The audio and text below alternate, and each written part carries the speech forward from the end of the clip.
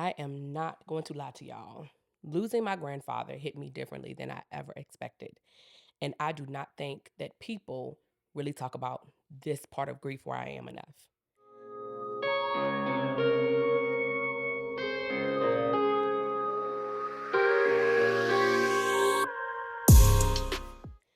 Y'all, welcome back to Perspectives Unfiltered. I'm your host, LaShante. If you're new here, thank y'all so much for tuning in.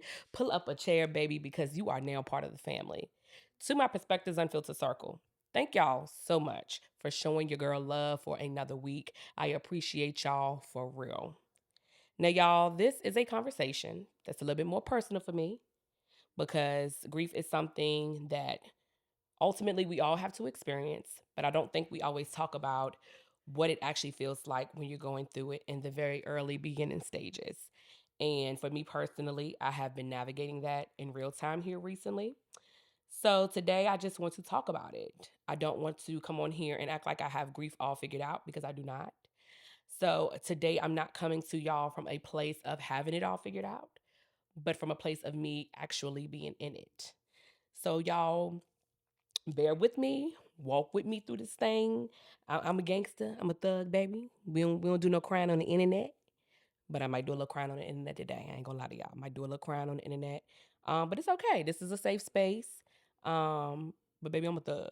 Okay, period. So we're gonna try to hold this thing together. God got me. The message gonna reach you and need to, and my granddaddy got me. So let's get into it. As some of y'all may know, I recently lost my grandfather. And I'm going to be really honest.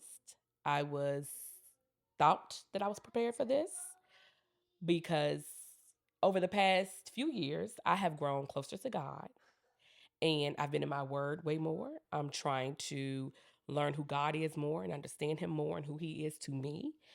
And I, for some reason, felt like I understood grief. I've been through grief before. This grief hit me a little different. Let's just take it back a little bit. My grandfather had been dealing with renal failure for a little minute now, for a little while. Um, I want to say we found out he was first started going through renal failure back when I was pregnant with my son, and my son to be 7 years old this year. So probably about 6, 7 years ago, they had already told us that he had about 6 months to live. So I remember back then when we had heard the news, in my head, I had already kind of like started preparing myself back then for what has happened now. But God is just so graceful that he gave us 6 more years with him. And for that, I'm going to be forever grateful. But I think in my head, because I had been building my relationship with God and because I had already been preparing, I had told myself, like, when the day comes, I'm going to be strong. I'm going to be good. I ain't going to be doing all that crying and all of that. I'm going to hold it down for my family. Like, I was literally in here praying, like, God, prepare me to be the anchor for my family. And I'm not gonna be doing all that crying like that. I'm not gonna break down. I'm gonna be able to handle it. And that was far from the truth. My grandfather passed away on February 27th. And the way everything happened, I want to just say it just happened fast.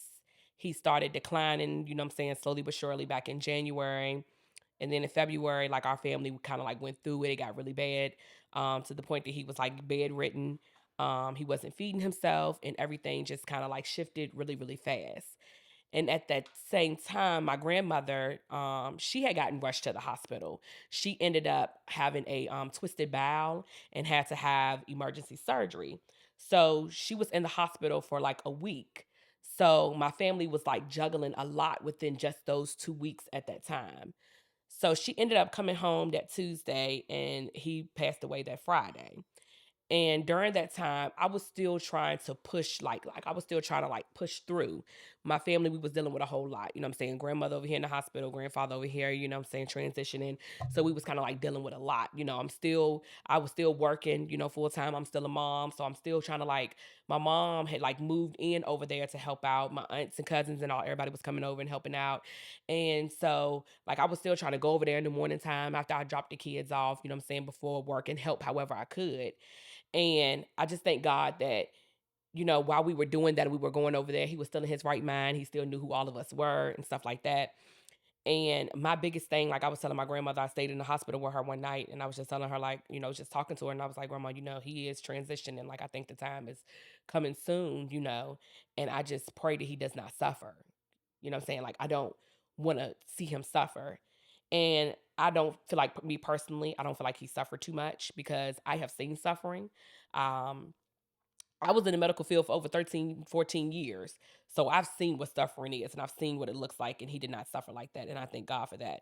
But I think when you watching someone that you love decline over time, it just hurts your feelings because even though I was praying and asking God to prepare me and to prepare my family and to comfort us for what was about to come, I still wasn't as prepared as I thought I was.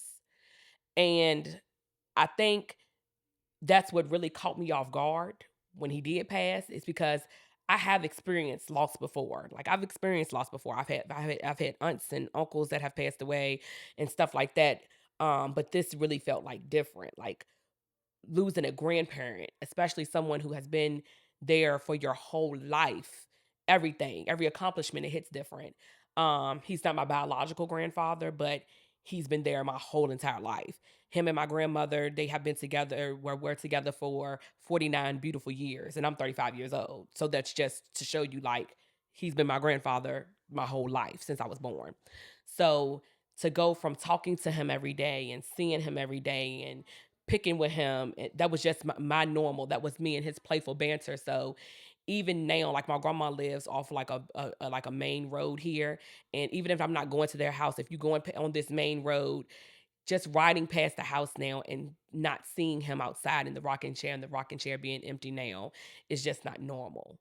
Um, and so just seeing it like just even think about it now being empty, it just feels different. And in my mind, I thought that I was going to be able to like stand strong and through it.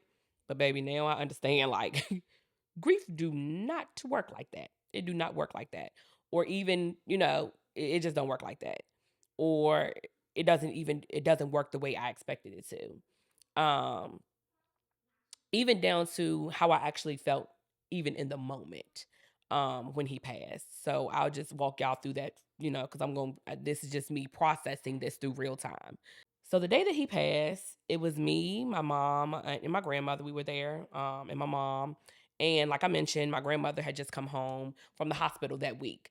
So she was like, she was hungry. And so I'm like, okay, I'm going to run real quick and go get you something to eat. Wherever she was on like a dietary restriction, whatever. I'm like, I'll be right back. Y'all, I was literally gone maybe 10 minutes, not even 10 minutes. And my mom called me and was like, hey, you need to get back as soon as possible. And I'm like, what you mean? Because I had just literally left. So I hang up with my mom. I call my aunt who's there. Me and my aunt both have been in the medical field for years. So we know when they're getting to that point where they're getting ready to like transition. So she's like, yeah, I think he is taking his last breaths. You might want to try to get back. So I'm like, okay. I've already ordered the food and I paid for it. So I'm rushing in. I grab the food. I'm driving back up Woods Road fast as I can, has the lights on, trying to get there. And by the time I was getting up there, I called her again. And I'm like, how he doing now? And she like, he gone. He gone. And I'm like, what? You know, because I had just literally been there, you know what I'm saying? And when I walked in that house, y'all, and I saw him laying there, um, it looked like he was just sleeping. It looked just like he was asleep. And I remember I walked over to him and I put my hand on his chest and I was like, Granddaddy? And then there was nothing, just silence. His chest wasn't rising anymore. Like before I left, he was a little bit agitated, but that had gone away. And he wasn't breathing. And in that moment, y'all, it just hit me. Like it hit me. And I stood over top of him. I put my head in his chest. I was just looking at him. I rubbed his hair and I just prayed over him. And I thank God that he went peacefully. I thank God that my grandmother was home. I just thought, thank God for all of it, And that's really all that you can ask for. I feel like when you have someone like he was going through pain, it got to a point where I even had to go over there and bathe him. And he was so embarrassed and his pride was just so hurt because he felt like my oldest granddaughter got to come over here and bathe me and his pride was so hurt.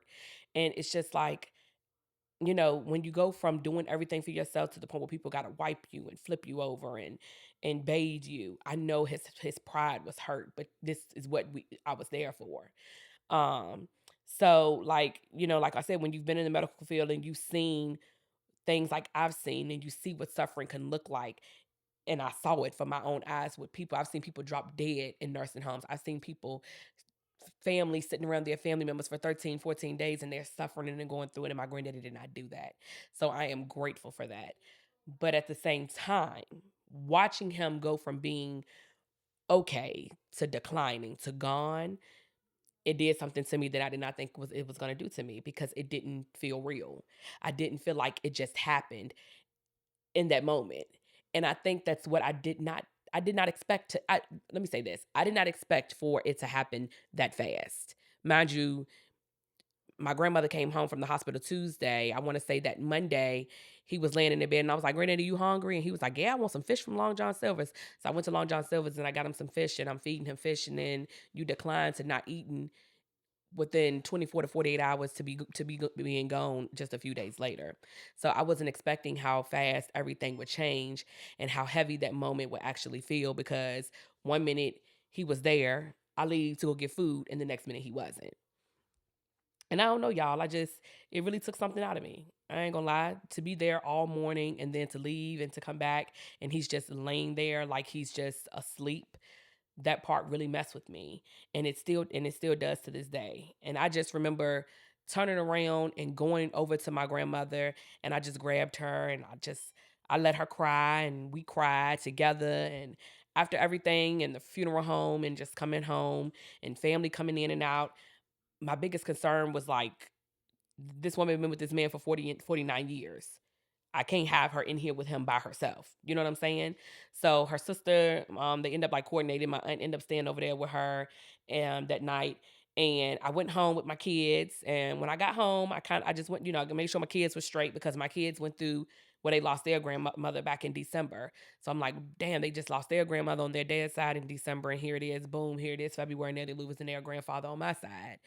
So I went downstairs, I got on my knees, and I just really started praying. I started interceding, because that's what I had been doing all week. Honestly, all year over him. You know what I'm saying? All last year, through the year, since we heard that he was having renal failure. Just praying over him, praying for his peace, praying for comfort. But this time it just felt different, because now it was actually real. He's actually gone. You know what I'm saying? So that's just where I was in that moment, y'all. It's just heavy, just sitting here thinking about it. Um, and I'm gonna be honest with y'all. There is no way in hell, no way that I could have handled this death the way I did if I didn't have a relationship with God. If I was where I was 5 years ago, there is no way I could have handled it as well as I am. It is that simple. Because yes, I am still hurting, but I know I would be in a totally and differently, completely different place if I didn't know that foundation. If I didn't know that what God gives, he takes away. If I didn't know that everything that God is doing is according to this purpose of those who love him. If I didn't know all of these things, I don't think I would be in this place. But I can say that I made the mistake of thinking that because I know God and because I understand his word and because I've been growing spiritually, that it wasn't going to hurt me as bad as it did. And I knew that it was gonna hurt, and I knew that my grandfather was transitioning. I just didn't. And like I had put on my podcast, I knew that he was the death was expected. It didn't make it hurt any less. But I made the mistake of thinking that I was gonna be Wonder Woman, and it was not gonna hurt as bad because I had that relationship with God. And so, if you are thinking that, and you getting in your Bible, and you're getting to the point where you understand death, and you understand that death is coming, you'll understand that that's not true. You can bring me my matcha, girlfriend. My daughter brought me a matcha, y'all. Just a little something. But um, yeah, it really did. It hurt. Behind closed doors, it was me. It was taking me down. It was not taking me down in the best way. Um, but it was also not taking me down to the point where I could not function. But it was very, very heavy. And after that weekend, I didn't want to do anything. I did not want to go to the gym. I didn't sit down and do any of my perspectives. My mind was literally blank, like I was in shock. The only thing I could think about was walking in that house and seeing him laying there in that bed. And if I'm being real with y'all, I was ready to take a break from all of this. I was ready to take a break from everything.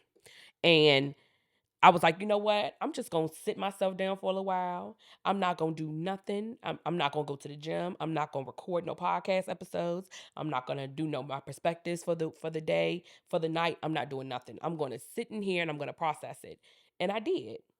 And I remember one night I was laying in the bed. I want to say this was probably on a Monday night. It had to be Monday because I usually go to the gym Tuesday through Thursday. I remember on Monday night, I was laying in the bed and it was late. And I kept hearing God's all of a sudden I was just praying, I was in the bed and I was crying and I heard God say, "He's okay. Don't you forget who you gave your yes to." And I just kept hearing it over and over. Don't forget who you gave your yes to. He's okay. Don't forget who you gave your yes to. And I felt like the enemy was trying to use my grief against me, not just the grief itself, but what came with it. Like trying to pull me away from my purpose, trying to pull me away from the goals that I had already set for myself, because everything in me was telling me not to move, not to get up and go to the gym, not to stay consistent with what I'm building. And I had to sit back and recognize that because, yes, grief is real and I'm allowed to sit in and I'm allowed to go through it, but allowing it to actually pull me away from everything that I've been building all this time, that's something different. And I can't have that. And so I had to make the decision that even in my grief, I still have a purpose. Even in my pain, I still have a yes that I gave to God. And I won't, and I'm not going to forget that. And I wasn't going to forget that. So yes, that week I think I only posted one perspective that week, and I was cool with that. And then I kind of took the rest of the week off. We did the funeral. We spent time with family and stuff, and then I got right back to it. But I'm not gonna lie, it's still hard. It's hard right now, even talking about it.